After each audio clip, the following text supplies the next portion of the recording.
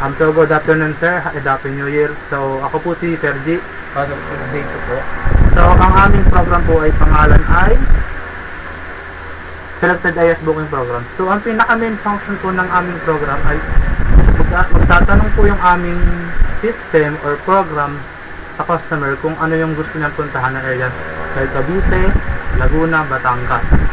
So ang una po namin ay humihingi po muna kami ng mga information kagaya ng last name. Sunod naman po ay first name. Sunod naman po ay middle initial. After naman po nun ay yung email address. So sa email address po, pag mali po yung nailagay niya email address, gaya po nang wala po yung app, wala yung .com, mag-error po siya. So maglulok po siya ng maglalagay ng invalid po yung address na ginamit. Kasunod naman po, naghihingi naman po kami ng kung saan po na nakatira na barangay.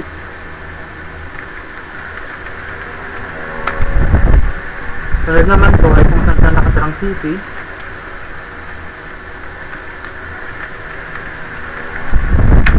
After naman po nun ay yung kung saan po siyang probinsya nakatira. And sunod naman po yung postal code. So sa postal code po, pag hindi po number yun yung nilagay niya, mag-error din po siya at maglalagay na invalid yung postal code na rin. So kailangan po talaga number yun or 4 na number yun. Sunod naman po yung phone number na bigyan niya.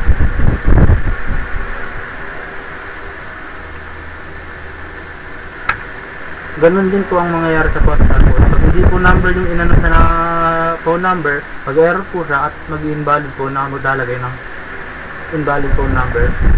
Sunod naman po ay yung number of guests. So number of guests po, dapat po number ang ilalagay nyo para di siya mag-error. Yun naman po. Tapos sunod naman po yung check-in date po.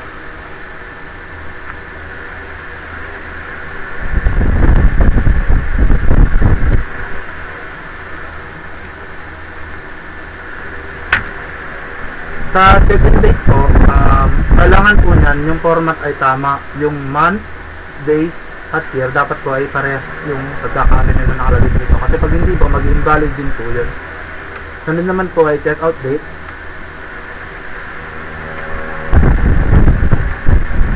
So, ganun din po, kung ano yung sa check-in date, ganun din po mangyayari pag hindi nyo in-enter ng maayos yung check-out date.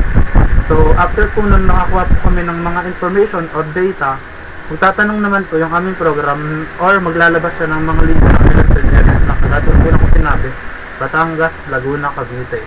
So, tatanungin niya po yung customer kung saan na gustong pumunta doon sa customer.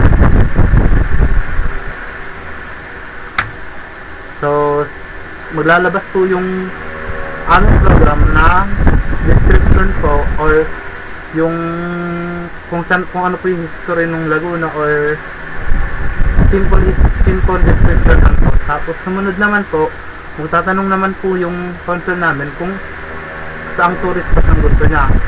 Either Enchanted Kingdom, Mount Makiling, Seven Lakes of San Pablo, Bahay ni Rizal, or Nagcarlat Adventure Hotel.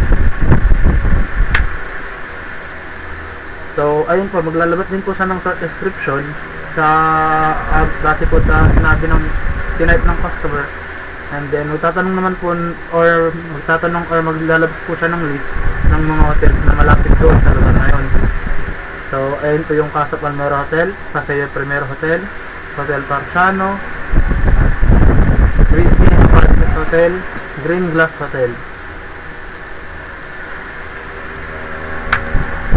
So sa Hotel Marciano po, ayun po yung details niya. Meron po yung pangalan ng hotel, meron po yung address, meron naman po yung description niya at yung kanyang link kung saan niyo po makikita yung mga phone number, amenities or something like that. Tapos, pag magtatanong po yung aming program ng do you want to book in this hotel? So, pag nag-yes po siya, magtatanong po siya agad na enter number of guests you want to stay. Pero, pag nag-no naman po, mag-terminate po yung program. Tapos, babalik po siya doon sa list of selected area na kung saan gusto ko pumunta. Tapos yun lang po yung mangyayari pag nag-note si customer o yung taong tinatanong namin. Tapos yung sunod na box po, yung enter the number of days you want to stay.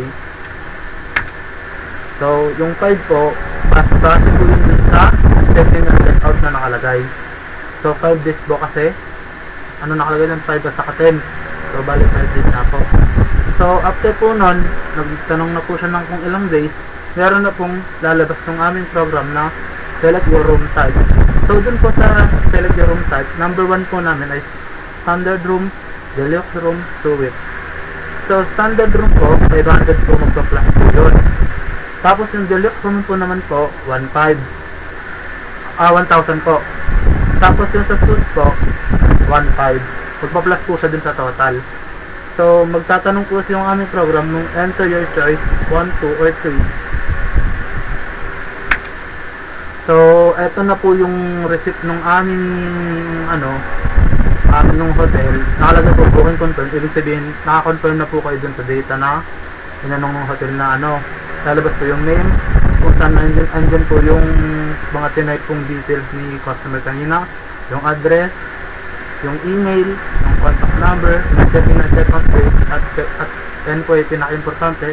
Sunod naman po yung guest, and then yung total date ay 5. So, room rate ay naging 1,800, gawa po ng nagka-plus-plus po yun, tapos nag-plus din po yun sa deluxe room po.